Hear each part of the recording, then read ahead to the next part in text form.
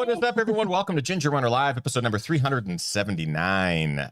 Great show lined up tonight. We have some wonderful guests, friends of ours. Sage CANADAY and Sandy Nypaver are going to be joining us on the show tonight. We're going to be chatting. We'll probably cover a whole breadth of subjects tonight because they've been through a lot this year with health stuff, with their home burned recently, and they've had to relocate. They basically had to kind of restart everything. But they've still managed some incredible training and racing. Sandy just crushing races this year. And I can't wait to dig in and talk to them about what they've been up to, how life has sort of dealt them lemons, but they've managed to make lemonade. I have a feeling I'm going to be saying that a lot tonight. So I figure I get one of those out of the way here in the intro. Regardless, we're excited about tonight's show. Sit back, relax, everyone. Ginger Runner Live 379 begins now.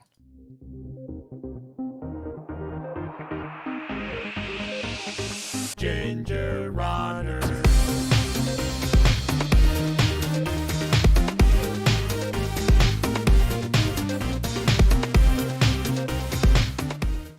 Yay! What is up, everyone? Welcome to Ginger Runner Live, episode number 379. Thank you for taking some time out of your busy Tuesdays to spend a little bit of it with us. Hi. I'm so glad you nailed today. I feel like I've learned my lesson. I feel like I've said it's Monday more times than it has been Monday. But yeah, welcome to the show tonight. We have a great show lined up. Our guests, we have plural guests tonight. I'm excited to bring them both on because I don't think we've had them both on the show ever. I forget if we've had them both on the show ever. Yeah, I don't think so, but I could be very, very wrong. We know that some of our viewers will have a much better memory of our shows than we have of our shows. So yeah, let us know. Regardless, Sage CANADAY and Sandy Nypaver are joining us on the show tonight. I'm excited to have them both on. They've been through a ton this last year, and we're going to dig into a lot of it and sort of how it's affected not only their lives, but just training and racing and all of the above, from health issues to their home burning, and just a lot in between, plus all of this during a pandemic and having to relocate and do all of this stuff. So they are, as I said in the pre-show, getting lemons dealt to them, but they are turning it into lemonade. And I think there's probably going to be a lot of lessons that we can all pull from this episode tonight. Definitely. I'm just excited to catch up with them too, because it's been so long. Of course, before we introduce our guests, we also have the wonderful Kim. Hi, how are you? Hi everyone. Kim Tashima Newberry here as always, and we are live. If you're new, please come say hi in the chat room. I'll be in there all night. And if you have questions for our wonderful guests, you can ask them there as well. You don't have to stay in there all night. I'm going to stay here all night. All night. Well, I hope we get to hang out at some point. No. Yes, if you have questions, drop them into the live chat. But in addition to that, we have some wonderful humans that help make these shows possible. We like to thank them at the top of every show. That is the GR crew. It is because of them that we're able to do these live streams, our reviews, our films, everything.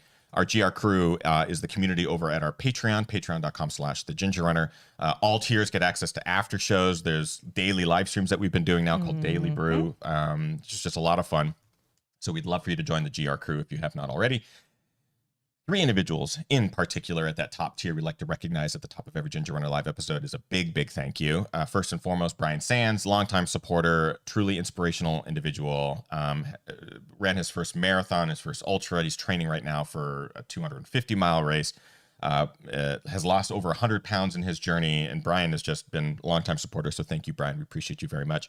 Rick Bjarnason out of British Columbia. Rick owns a company called cheekymonkeymedia.ca. It's a web design company. They redid the gingerrunner.com website. He himself is also an ultra runner, really good ultra runner. So we appreciate Rick and his whole team for the support. And finally, Brendan Quarrell out of Australia. Brendan is our contact down under. He's been a wonderful supporter for so long. And again, another inspiring individual who's currently training for all of the races in the Yu Yang's hardcore race series, including the 100-miler event, which he plans to run in 2025. So Brendan, we appreciate you. And Rick and Brian, we appreciate you as well. Without further ado, I'd like to introduce our guests tonight who have been patiently waiting, sipping on a beer or two, and enjoying the quiet before we get to the noise. Without further ado, I'd like to welcome to the show for, it's been a long time, Sage and Sandy. Yay! Hey! Hey, you guys. Thanks for having us on. Really, yeah. It's Yeah, great to see you again. this is my first time on the show, and I'm so excited to be here. Like, I'm bursting with excitement right now. I was wondering, I was thinking it through. I'm going, we've had Sage on a handful of times, but And I think the last time we had Sage on, we talked to Sage about having Sandy on. having you on, Sandy, because You've been on a tear the last few years in the ultra scene. You've obviously made a big name for yourself. You have your own YouTube channel. You do your own content. And it's like, this is a power couple here that we're talking to when it comes to ultra running and mountain ultra training and trail running and stuff like that. So this is awesome to have you both on. So Sandy, thank you for making time, and Sage as well. We appreciate you both. Oh, we're so excited to be here. So first, I mean, I kind of want to talk a little bit about how life has sort of changed in the last few months, but let's go just a bit before that to just like pandemic talk and stuff, just in regards to how you've managed to train during this, because that's sort of like a topic that we like to talk initially with our guests, is sort of how they've managed to keep the training up, especially at the elite level. You both being at the elite level, sponsored athletes. How have you managed to sort of keep that training up where you live, get out on the trails and that sort of thing? Have things changed over the last few years for you, or has it been able to stay the same? Let's start there. I'll let you go first. Yeah, so the pandemic affected everyone, and I mean still is. So it's something I think everyone could relate to. And initially, especially at the start of 2020, I was able to do the Tarware 100K, and then a month later is when everything just shut down. So then the rest of that season, I was planning on doing the Golden Trail Series again, some races in Europe. They were all canceled. So it was kind of a no choice thing where it was like, okay, I've probably been polluting a lot with all my international air travel over the years. I should, not travel as much, stay local. The races were canceled. I kind of had this lingering hip and back issue injury that had been bothering me that I needed to address anyway. So it was actually a good opportunity to take some time off.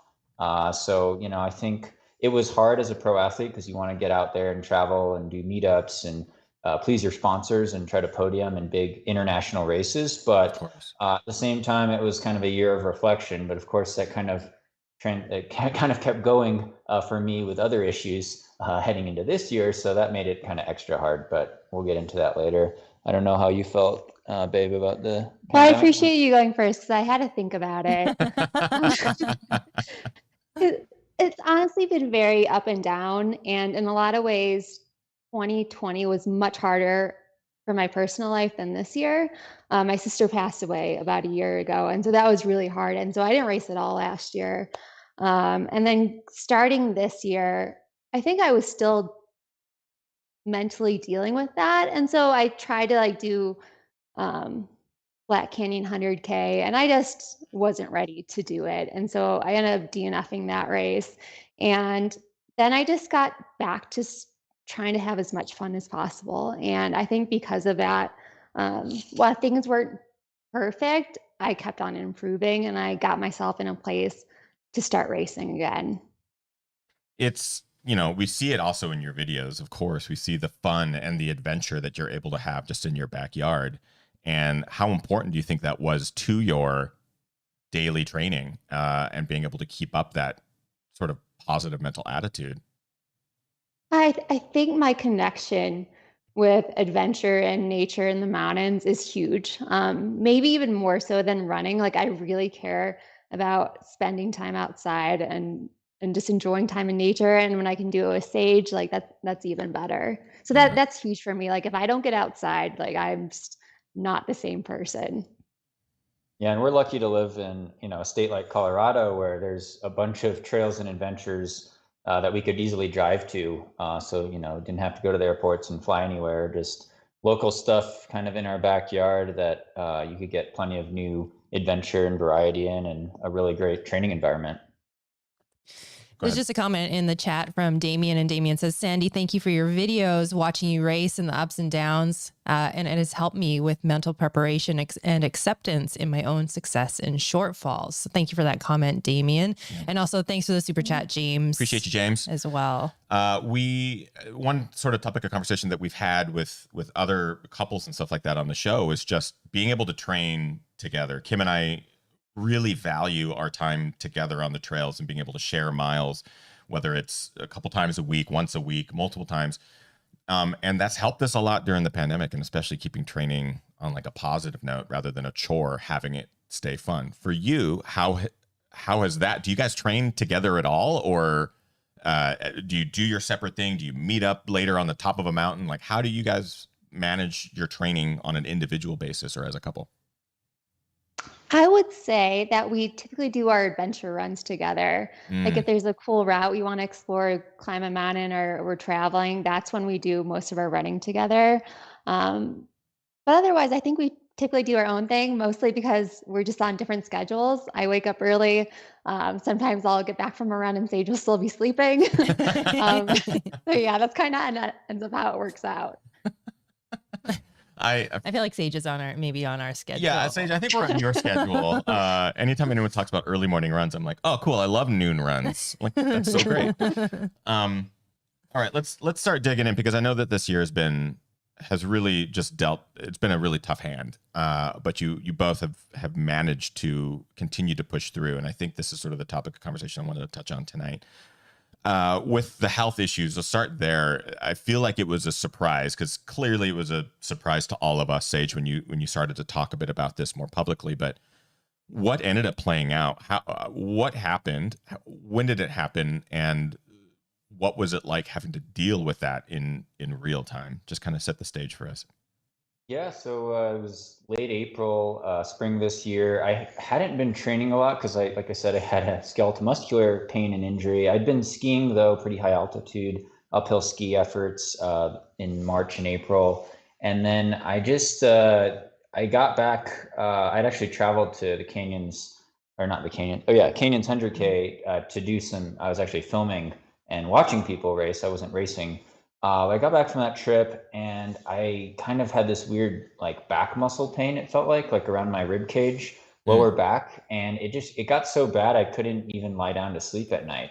And I just was like, well, you get back pain, you're getting older, you have muscle tightness, and it kind of got hard to breathe for a couple of days. So I went into the doctor and they just gave me an X-ray, and they initially thought I had pneumonia.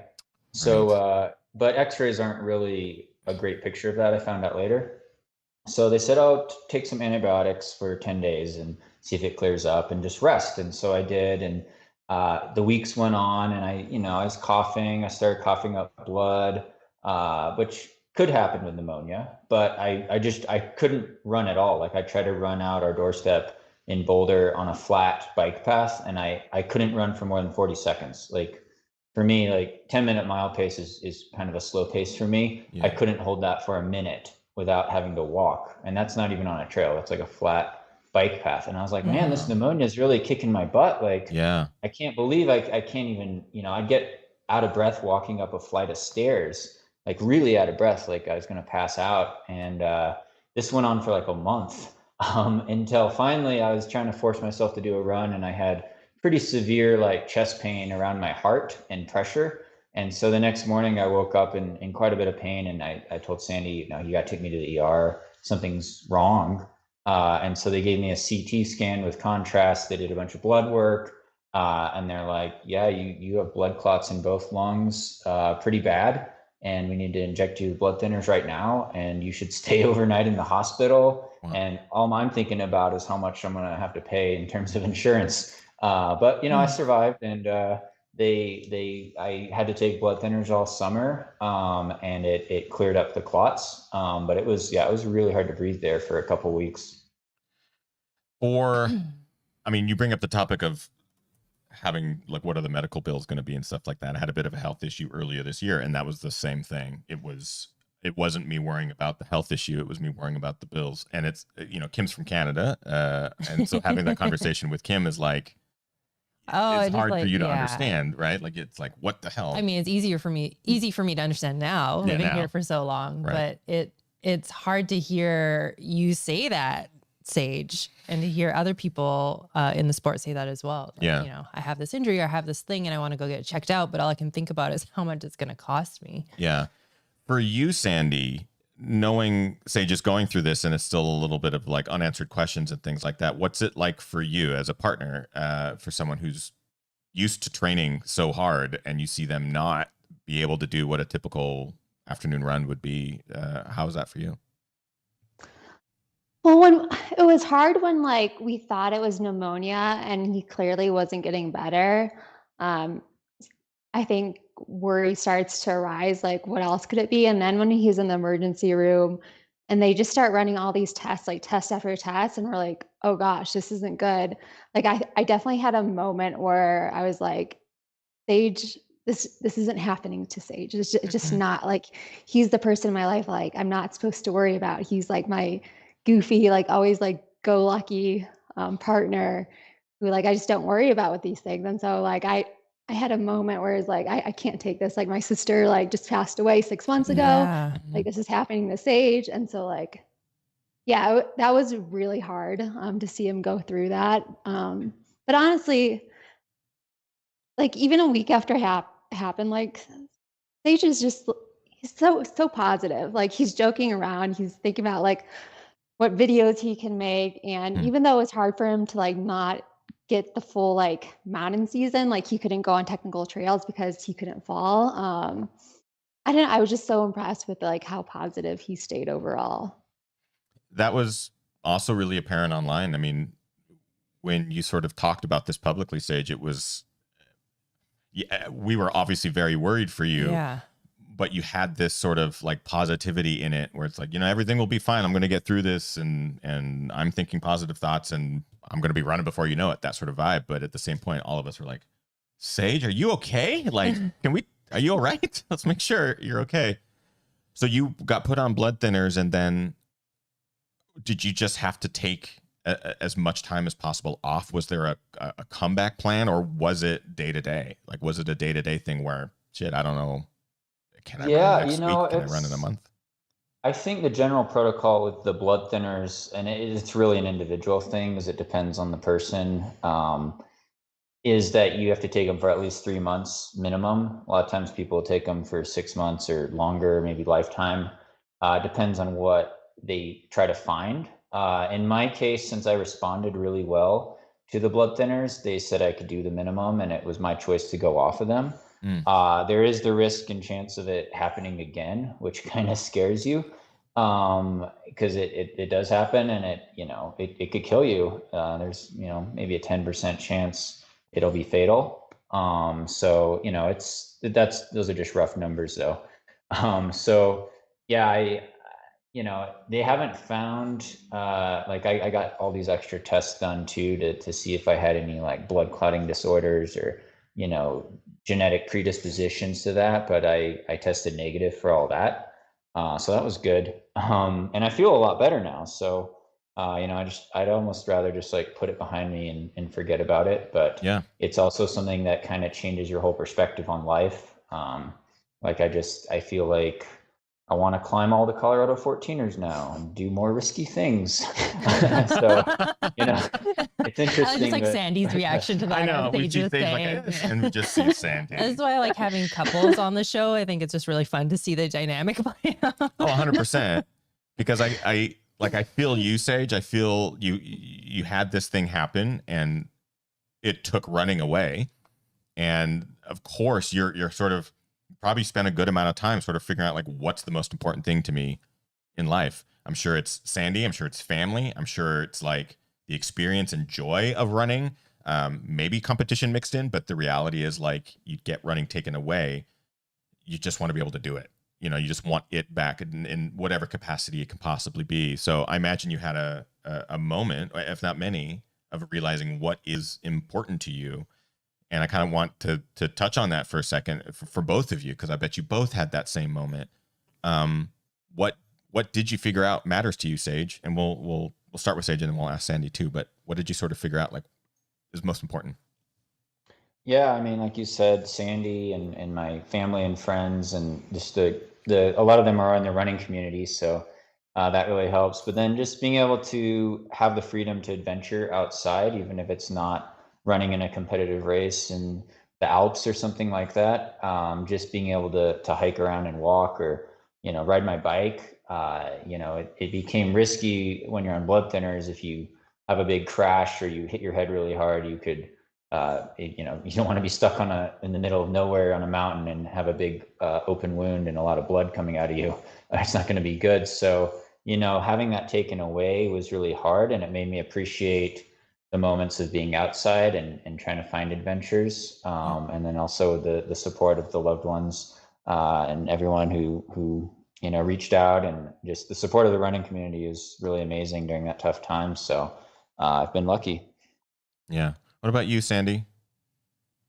Along similar lines, it's a big thing is my time with people and spending time with loved ones, and then creating really meaningful and fun experiences. And when I can do that with loved ones, that really is like the best thing ever for me. And I think getting clear on this, both with him and my sister, like that helped a lot. And I don't want to jump ahead, but I think when the fire happened, I think knowing and being very clear on what mattered to us was huge.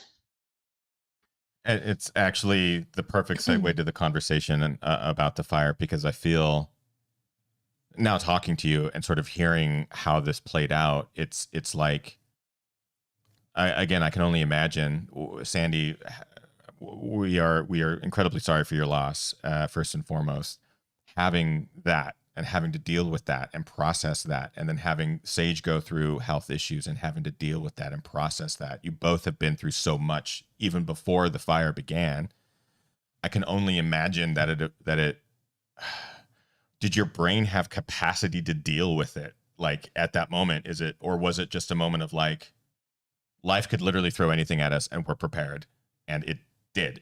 It is right now. Like, how did your brain have space for it, or were you prepared, I guess, is sort of the question. The fire. I think it was a bit of both. Luckily, like, this is amazing. Like, we weren't actually home when it happened. His dad was in town and we happened to be out of town. So we found out, I think when we first found out, we had a moment where we just broke down. We're like, oh my God, we cannot believe this happened. Because when we looked up about the fire, like the first thing we saw was like our condo burning down. Like clearly it was our condo, and we knew it was destroyed as soon as we saw it. And so we definitely had a moment where we just let our feelings out. But then soon after, we already were back to thinking about, we still have a great life. We still have each other. We went for a trail run a few hours after it happened. It's like we still have like this life of our dreams that we created together. And honestly, after everything that's happened, I was kind of like, I got this. Like, this isn't a big deal. Like, I can handle losing my things, even if it was like, yeah, we lost some personal things that like were meaningful to us, but at the same time, like what I really cared about is like the memories I had that made those items meaningful in the first place. And so yeah, like the fire, it sucked, but I also was able to see the opportunity in the situation right away. I don't know if you feel exactly the same, but Well, yeah, I mean, the immediate response is just kind of shock and disbelief, because it's like all your material items that you'd accumulated throughout most of your life are just gone in, a matter of minutes. And the good thing about the fire, it happened in downtown Boulder. We were like central downtown Boulder. Like, we weren't up in the hills or in the trees. It was downtown Boulder, huge apartment complex. 83 apartments were in that complex. About 75 got totally destroyed. Wow. But the good news is that nobody got killed or seriously hurt. And it happened at 3:30 in the morning. So it was very fast. It probably started somewhere central outside of the building, they think. And they're still investigating it, actually. But it spread outwards from the center. And we were kind of on the end, but it got to our west end faster. And because we were on the top floor, it destroyed most of the top floor apartments the most, as it got in the ceiling rafters, I think. But we knew instantly when we saw the pictures that everything would be totally destroyed, because I mean, the floors were collapsing. It's structurally unsound. Even if you had something in a fireproof box or something, like the water from all the hoses and just the soot and ash coming down, like it was a massive fire. But everyone evacuated on time, and there were a lot of heroes there that helped each other. And like Sandy said, we were gone that night, but it's just really amazing that everyone got out without getting seriously hurt or killed. I don't think I shared this with you actually, but what was interesting is that right before the fire happened, I read 2 books in a row that talked about like appreciating what you have, but not being attached to it. And so in some weird way, like life was just like preparing me for what was to come. And I honestly think like reading those books, like I was honestly mentally prepared for it. I feel like we learn so much when life presents us with this type of stuff. We tend to learn the most, and even just making that tenuous connection to ultra running and having failure in ultra running, I don't consider failure, right? I consider opportunity. And we talk about DNFing at a race or that sort of thing, and how those tend to be the biggest lessons we learn or the biggest things that we take away. But we have friends who have also had fires happen that basically remove all physical possessions, and it's a terrible loss, because it's a life, right? Like, you feel like the walls contain a life and the objects contain life. They all have said very similar things, where you sort of have a moment of appreciation that the memories are still there. The physical items are just physical items. Belt buckles, I'm sure, like, those represent certain periods of time when you had great experiences, but the experiences never go away. They're still there. And I'm curious how you guys are handling it so well. I can only imagine how awful it was to see, because you're also looking at it, right? Like, you're seeing it and you're sort of in real time playing out, like, well, there goes the set that, Sage, you film all your videos on, and Sandy, you do videos on, and you coach from that room on that phone or on that chair and that sort of thing. Have you been able to flip this 180? Obviously, you're in a new location. I'm really curious sort of how you were able to transition from the devastation to rebuilding and being able to restart. What's that been like? It's been an adventure.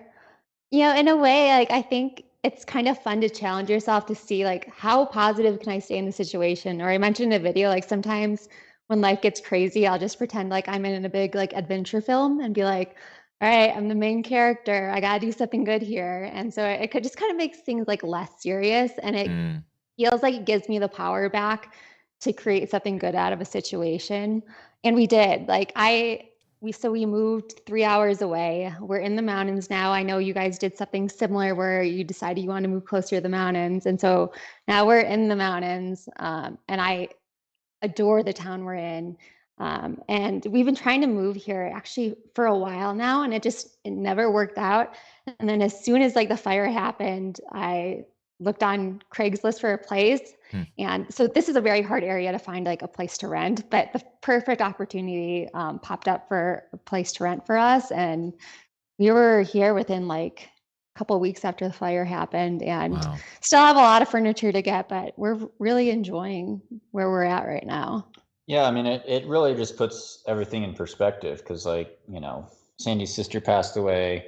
I had the health scare with the pulmonary embolism, and then it's just like, what else could happen this year? Oh, the place burned down. Don't say that. Like, but I mean, it's almost like you almost just have to laugh, because the material items being gone, because those could be replaced, so like that, it's not as devastating as a loss of life, or having a Right. serious complication that really restricts your running or your livelihood.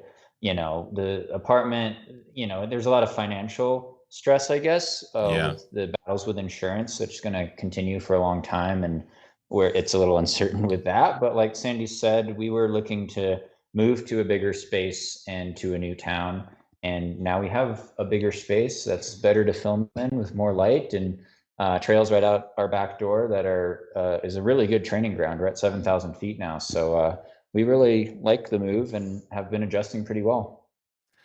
I cannot commend you both enough for, like, being able to take the punches here. Yeah, there's a comment in the chat from Deb Runs Far, and Deb says, "I'm in awe how positive both Sage and Sandy have been through the health scare, loss of family and loss of home. You both are incredible humans."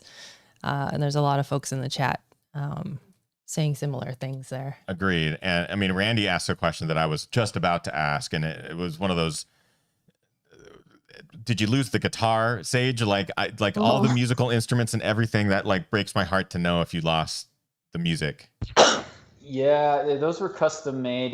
Shout out to both musical instruments. He had custom made me these matching guitar and mandolin, acoustic guitar with a nice green finish. And then a keyboard I had was from, my grandma gave it to me when I was about 5 years old. It was a 1989 Yamaha keyboard that my brother and I learned to play the piano on. But I mean, it didn't sound good. It was kind of broken anyway. It was pretty old. So yeah, I lost that, and then my Fender standard precision bass as well, the bass and the bass amp. But fortunately, since we were traveling that night, I did have one of my cameras. I still had my GoPro. I had my laptop. We had a couple changes of clothes, like our jackets, and some of the people we heard about, like our neighbors in the fire, they had to evacuate so quickly. They didn't have time to grab their wallet or their phone. They literally ran out in their pajamas, barefoot, because they had to. It burned within like 5 or 10 minutes. The whole apartment complex was lit up. So we're fortunate we had some stuff. But yeah, I lost the musical instruments. I mean, I can't even imagine the logistics, and I do want to talk a little bit about that. But first, I want to talk about community, because as soon as this happened, we are so sorry that this happened to you guys. Because as soon as it happened, it was like, you got to be kidding me! Like Sage and Sandy have been through so much already. How in the world could this be happening to them? But the community, it feels like, was right there for you, and you've been, I guess, resistant to do anything like a GoFundMe or anything like that. But how important was community to sort of being able to transition to like, we got this? Have people been able to help? Are you accepting any sort of financial help? Can we help? I think is really the ultimate question. But how has that been? I think the community aspect, it like really blew our minds.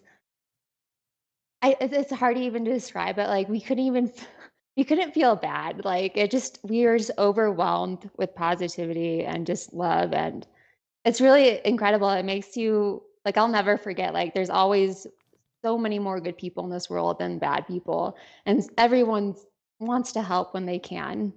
And I think I'll take that with me for the rest of my life. And like after this experience, like I already knew it, but it just really like drilled that home. Like people are awesome, no matter what you see on the news or anything. Like most people are just incredible.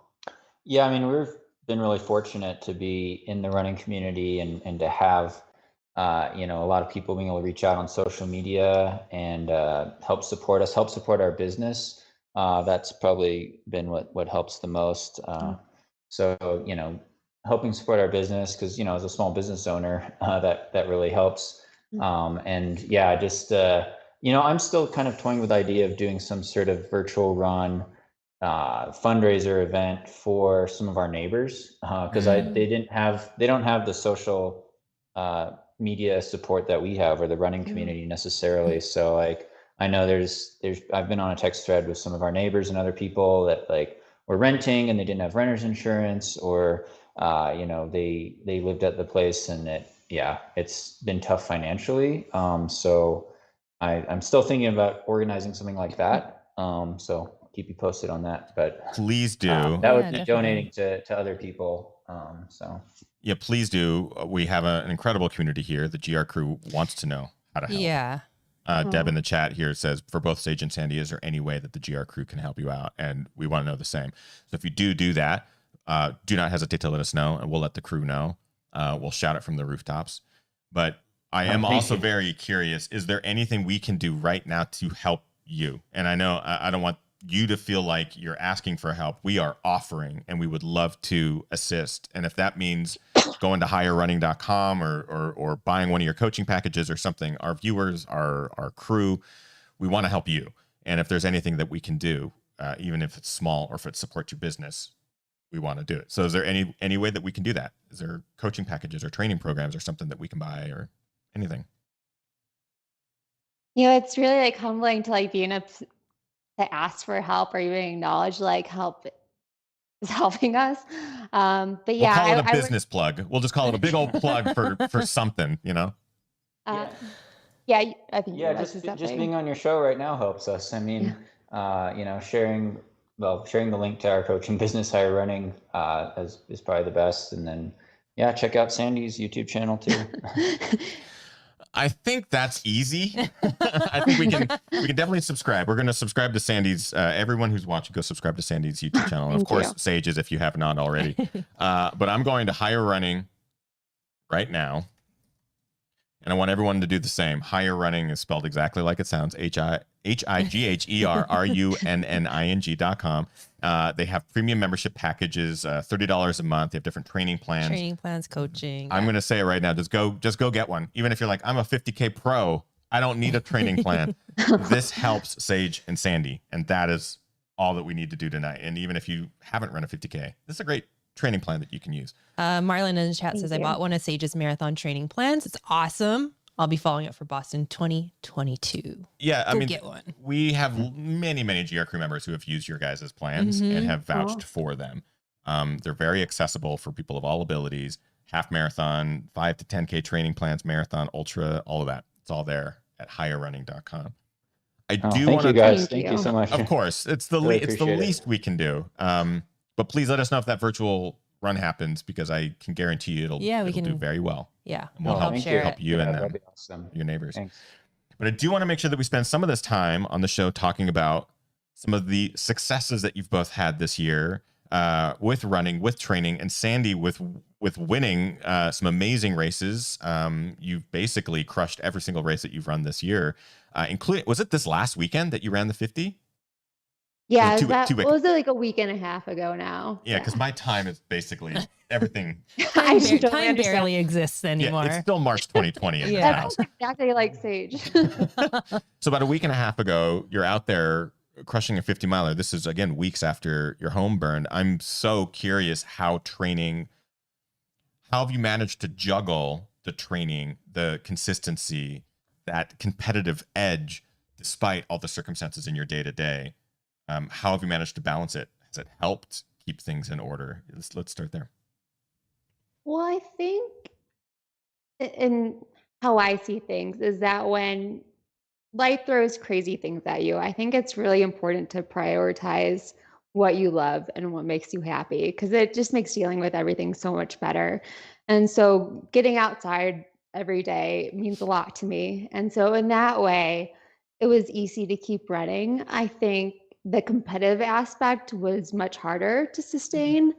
And I think it helped going to the race, having a specific goal of just wanting to finish and I really wanted enough points to get into CCC next year. And so I had to take the competitive mindset out a little bit when I was training. And even though the race went well, I just didn't feel as sharp as I normally did. But I think it ended up still going well because I was able just to get out there every day and do what I love and really just challenge myself to see how positive I could stay through everything. I mean, you ran amazing. she won too, so it was I think you did. I think you did pretty well, Sandy. Sage, for you, how has it been? Because you've both been so good at supporting one another and being there for one another in your racing, no matter who's at the helm, right? Sage, having to like sort of reevaluate running and competition, at least just now with the health stuff. Has it been really awesome to watch Sandy just like be able to crush it and train and go run 50 and win it and be podium like every race that she's run this year, if not winning it overall? How's that been for you?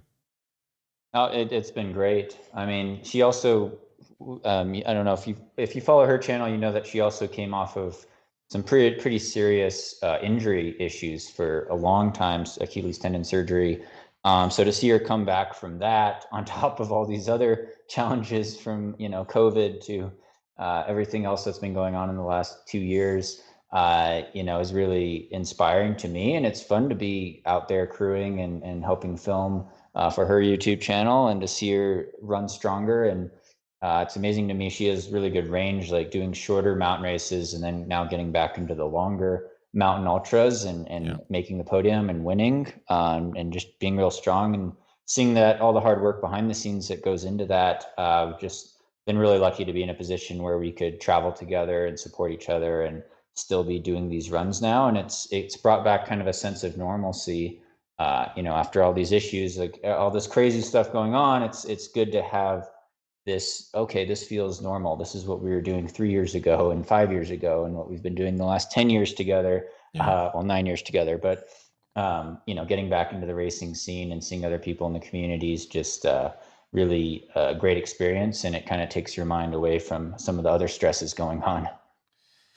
I of course have to take a moment also to recognize, Sandy, you're just crushing it with the YouTube game. It's been super awesome to follow your YouTube journey as creators, both on social and, you know, YouTube and social media platforms and stuff like that. It just is always, it's a lot of work, right? So what's been some of the biggest challenges that you've had to overcome to have such success on the YouTube channel? I feel like this is probably a question that Sage and I have talked about in the past when we've had him on, but I'm excited to find out for you, like, what are the things on YouTube that are challenging that you are like absolutely overcoming and crushing?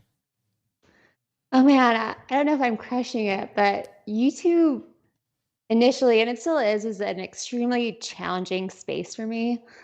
So I grew up really like till a few years ago, I had like severe social anxiety. And so like I remember Sage like encouraged me to do the first couple of videos and I was in tears every single one.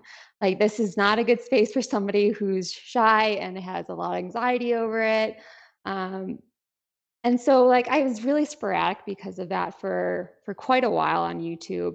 And I think the past year or so I've been a little bit more consistent. And I think it's because I set the goal to like overcome this and I'm trying to think how I want to say this.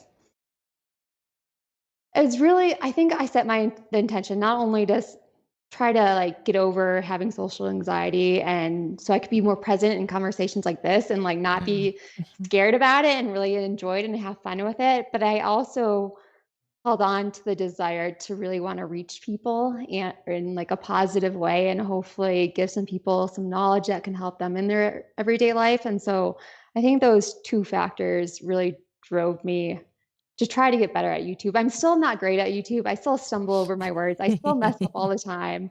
But that doesn't matter to me as much anymore. Like what matters to me is that I keep trying and try to get better as I go on. And I think I have gotten a little bit better over the years. We're both nodding our heads a lot. I love everything that you just said, Sandy, because I 100% relate to you as far as like the social anxieties and being shy and having those types of things. Like my YouTube channel is kind of fizzled at the moment, but we've been talking about it a lot lately. Oh, it's patiently training for its big comeback. Yeah. But it's hard to put yourself out there and it's hard to feel confident about putting yourself out there and feel good about it, right? Yeah. Because you kind of open yourself up to all sorts of things when you're putting yourself out there on the internet. Yeah, and it's, you know, of course it's I feel like it's easier for a guy to put himself out there and just deal with the consequences. I feel like there's a lot of terrible things that happen on the internet, obviously, and putting yourself out there is a big ask for people that maybe just don't normally do that. Or I mean, I'd say, how long have you been doing YouTube? Like 11 years? Oh, 12? Yeah, 12. I think, yeah, maybe 12. I'll have to see when my first video was. Yeah, I was in college, so. Yeah, there's like a certain thickness to the skin that happens after a while, just calluses form and stuff. So when I say you're crushing it, Sandy, you're doing amazing. You're totally crushing it. It's awesome to see you just really become your own in this space. And it's like, I don't know, you're setting the stage for a lot. Like you're pioneering, you know? Well, Kim, I hope you bring your YouTube channel back. I did watch your videos and I would absolutely love if you started again. I will be a big fan. So please start up again. We need more like Sandy. women runners on YouTube. Yeah, we've been talking about it a lot lately. I think, you know, you talking about social anxiety and the consistency. It's really easy to talk yourself out of doing things and just talk yourself out of showing up for yourself, never mind showing up for the camera and your YouTube channel. So it is something that is on the horizon again. You talk about it every day. I do. We stream live every day. Yeah. So I am sitting in front of a camera every day, but It's funny. We've actually found that live streaming, because it's not just Ginger Runner Live, and we now do like a daily live stream. It has become one of the best outlets every single day to just have a conversation, but also sort of like be free, I guess, be free with the conversation and like let things go as they may, rather than you shoot a movie or a review or something and you kind of have a script in mind. I know Sage, you do this, and I'm sure Sandy, you do the same. Where you kind of have like, well, I need to touch on these bullet couple points. talking points. Yeah, a couple talking points. And sometimes I can add that whole layer of stress to just you being you. So yeah, the live streaming has just been super, super fun, and you've been absolutely knocking it out of the park too. Go ahead. Yeah, there's a question from Deb Runsfar in the chat. Question for both Sage and Sandy. What are your dream races that you still want to run? And for Sage, road or trails, you crush both spaces. Oh, well, definitely UTMB. I'd love to go back to UTMB, and I just want to finish a 100-mile mountain ultra strong. I've only had disasters at 100-mile mountains. Of course, the film Chasing the Darkness that Ethan made at Western States. You could see the meltdowns I've had, but I've also had meltdowns at UTMB. I've gotten injured there. I've had helicopter rescues. I'd really like to crush 100 miles in the mountains, and I think UTMB would be. That's definitely at the top of the list. There's tons of other races that I haven't done out there that, I'd love to do as well, but doing well at UTMB and finishing strong is high up there. I would also love to do UTMB, but I'd also really like to do Hard Rock, which I am unfortunately far from doing just because I have no qualifications right now. But I would love to do Hard Rock one day. The San Juan Mountains, they're just stunning. And now they're not so far away, so... I was going to ask the new location. We don't have to give away where it is, but I was surprised to hear that it was 3 hours outside of Boulder. That obviously puts you deeper into the mountains, which is amazing. So I was going to ask if you're closer to the San Juans and closer to those big, deep mountains with just incredible single track and everything like that. Are you guys up there? Yeah. So what I like to describe it as, we're on one end of Nolan's 14. If it's easier to tell trail runners that, because I say Salida and a lot of people don't know, but if I say we're on one end of Nolan's 14 and the other end is Leadville, then people will understand where we are. Yeah. I know where that is. That's excellent. Yeah. So tons of 14ers. Yeah. Wow. I did a couple 14ers in the last 10 days. So I could drive to the trailhead in 20, 30 minutes. We're looking at, the south, a lot of 14ers all on the line. And we're just south, about an hour and a half hours south of Leadville. So kind of along that line in the middle of the state. And when you enter Chaffee County, it actually says, now this is Colorado or something. Yeah. Like the real Colorado, not like the Front Range. What a catchphrase. I love Boulder, but we're up at 7,000 feet now, just living and sleeping, and we could easily run up to 14,000 feet. Although it will get cold and snowy quite soon up there. Yeah, I'm sure. Yeah, your window's probably closing. But yeah, what a county slogan or welcome to the real Colorado. Like the subtle shade. Yeah, the total subtle shade. It's brilliant. We're going to begin to wrap up our main show here. We are going to move on to our after show with both Sage and Sandy. We'll ask any residual questions there. If you'd like to join our after show, it's very easy to do. Just head to patreon.com/thegingerrunner. You can join our after show there. All tiers get access to our after show, so you'll be able to ask all the questions that maybe didn't get asked during the main show. But we also encourage you to check out Sage and Sandy's Patreon as well. And is it still VO2 Max Production, Sage? Oh, it is. Yeah. Patreon.com/VO2 Max Production. Oh, thanks. Patreon is also a very, very easy way to support both Sage and Sandy. We've been using it since 2015 and it's been just life-changing. So the communities are amazing, and Sage has a very, very popular Patreon as well. So it's a great way to support them if that is something in your wheelhouse. Before we do wrap up the show, though, Sandy, since this is your first time on the show, we have a little segment that we call the Quickie Question Quiz. It is very easy. It is a rapid fire series of easy questions. Sage has done this and he survived. You see him. Did he pass? I think he passed. I think he got 93%, which is a C-. No stress. No stress. I'm the worst at rapid fire, but we'll see how this goes. Well, we're also very patient. We've had some people take 20 minutes to do it. So no stress. But as an added bonus, I think what a part of me wants to do this tonight. I don't know if this will work, but I'm curious if Sage could guess Sandy's answers. Since we have a couple on, maybe there's a couple match game type thing or something. This the match game to see if they're a compatible couple. I was just thinking of a game show style version of this. All right, so this is the Quickie Question Quiz. Very easy. We'll start with Sage and see if Sage can guess Sandy's answer, but then we'll get Sandy to give us the actual answer because I don't think Sage will get many of them. That's a lie. I'm sure Sage will do quite well. What was Sandy's very first race, Sage?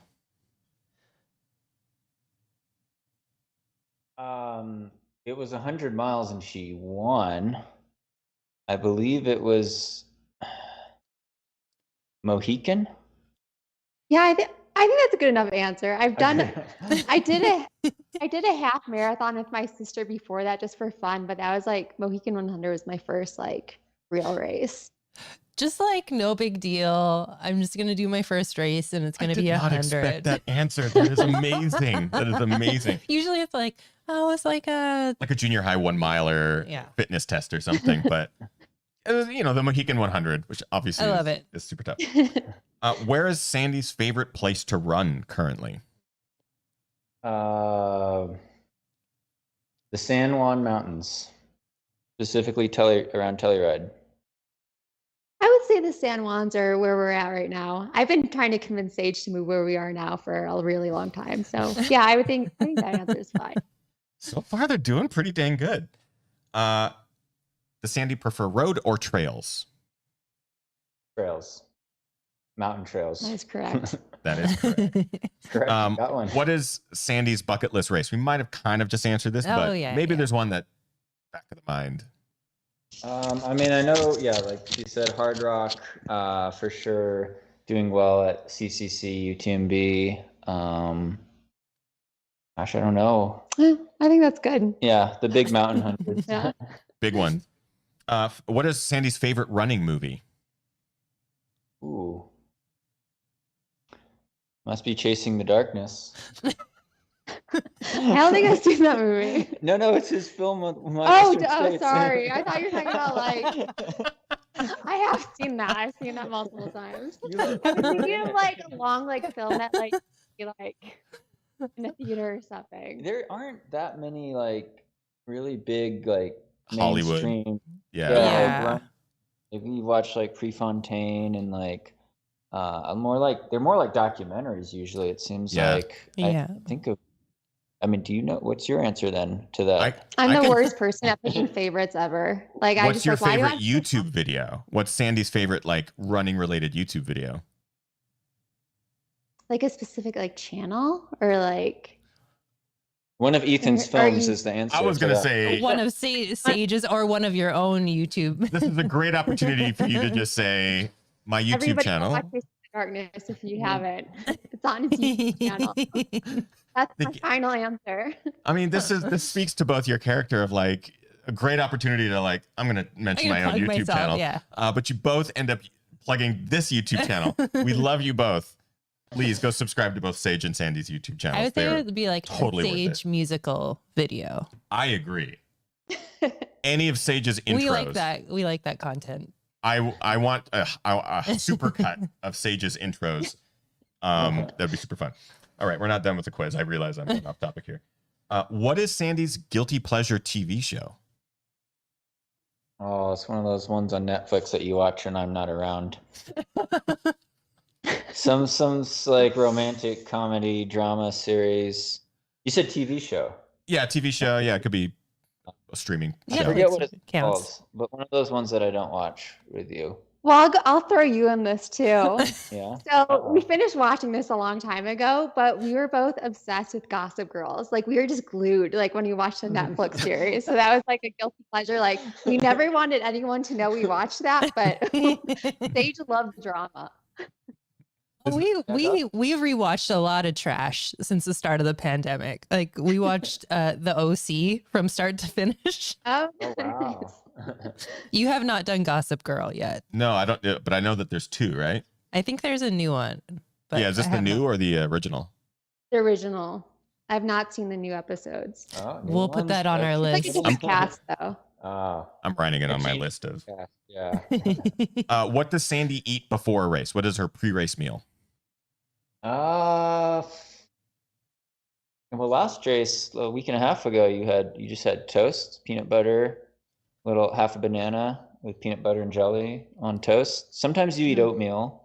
You usually have oatmeal for breakfast, but it changes because when you're traveling, sometimes it's what you could find at the local store. Safeway we went to, or maybe I guess there was a Whole Foods, but I had peanut butter and jelly and coffee. Easy, simple.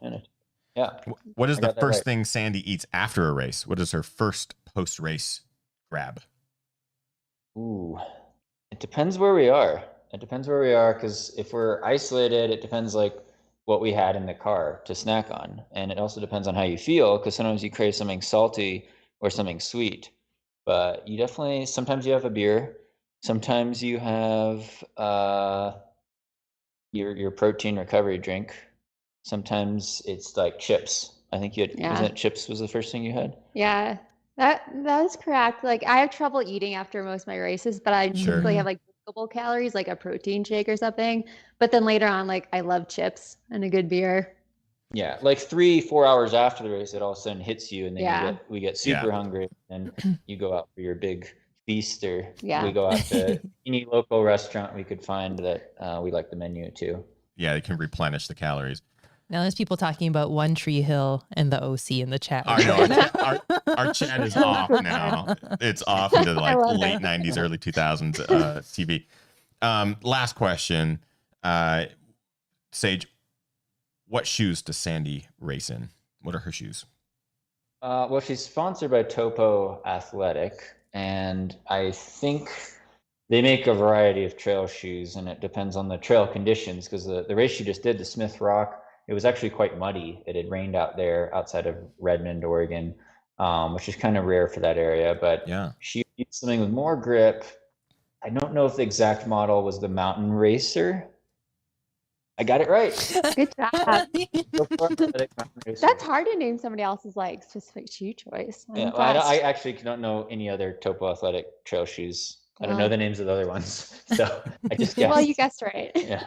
are there? This is well. Congratulations, Sandy. You passed the Quickie question quiz. Yeah. Sage, you did well. But yeah, this is, I guess, sort of a tale. Maybe I'll ask this in the after show. I am curious. 2 sponsored elite athletes, different sponsors for each of them. Is there competition amongst them, amongst like shoe choices and apparel and all that sort of thing? I was curious if there's like internal shoes are better than yours, or Oh, my shoes are definitely better than Sage's.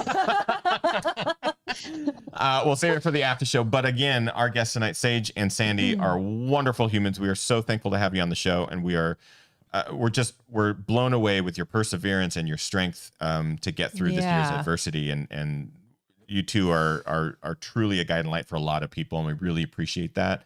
And again, if you just both want to take a quick second to let people know where they can follow you, where they can find you on social media, YouTube where they channel, can buy a coaching package. yeah, a website and Patreon. We'll let you take a quick second to plug all that needs to be plugged, please. Oh yeah. So our coaching website, we have training plans for any service, any distance, all levels, 5K up to 100 miles, is Higher Running. It's higherrunning.com.